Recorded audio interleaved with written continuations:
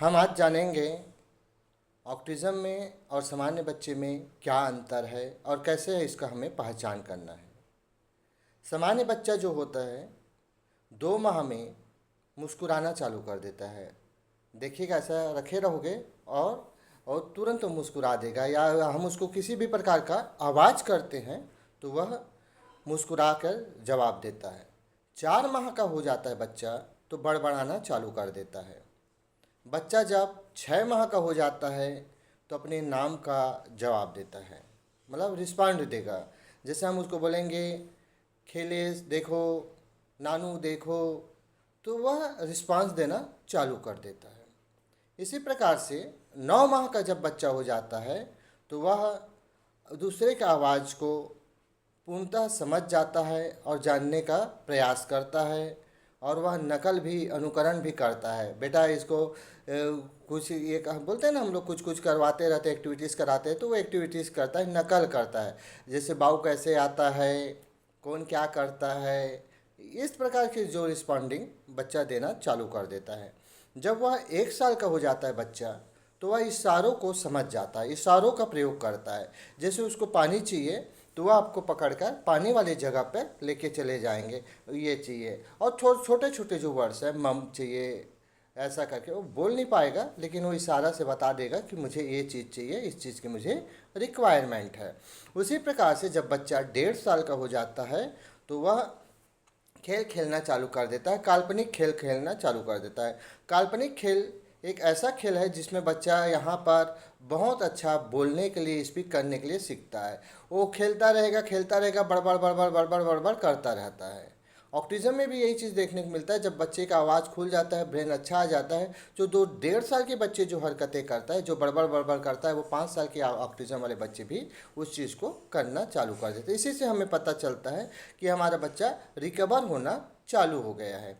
उसके बाद 2 साल के जो होता है पूरा बच्चा आइटमों का जान जाता है कि इसको पानी बोलते हैं, ये है, इसको ये चीज़ है, इसको। और इस बीच में बच्चा बहुत सारा क्वेश्चन आपसे करना प्रारंभ कर देता है कि इसको क्या बोलते हैं पापा, इसको क्या बोलते हैं मम्मी, ये क्या है, वो क्या है। बहुत सारा प्रश्न देना करना चालू कर देता है। इसी प्रकार से 3 साल का जब हो जाता है बच्चा तो एक दूसरे के प्रति संवेदनाएं चालू हो जाती है। और 4 साल के बच्चा बहुत ही अच्छा सरल कहानियाँ वगैरह छोटे छोटे बताना प्रारंभ कर देता है। ये हो गया एक सामान्य बच्चे की गतिविधियाँ क्या होती है, मोटे तौर पे हमने बता दिया। अब आता है कि हमारा बच्चा ऑटिज़म में है, ऑटिस्टिक है, ये हम कैसे जानें, या हमें क्या चीज़ है जिसमें हमें अलर्ट हो जाना चाहिए, चिंता करना प्रारंभ कर देना चाहिए।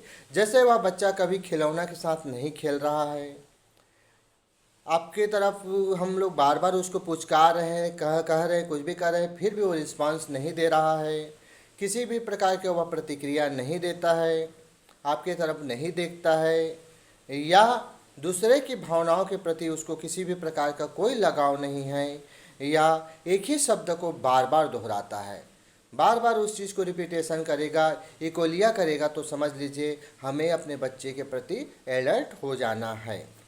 एक ही काम को बार बार करता है, जैसे वो पत्ता जमाने वाले काम करेगा तो पत्ता जमाते जमाते जाएगा।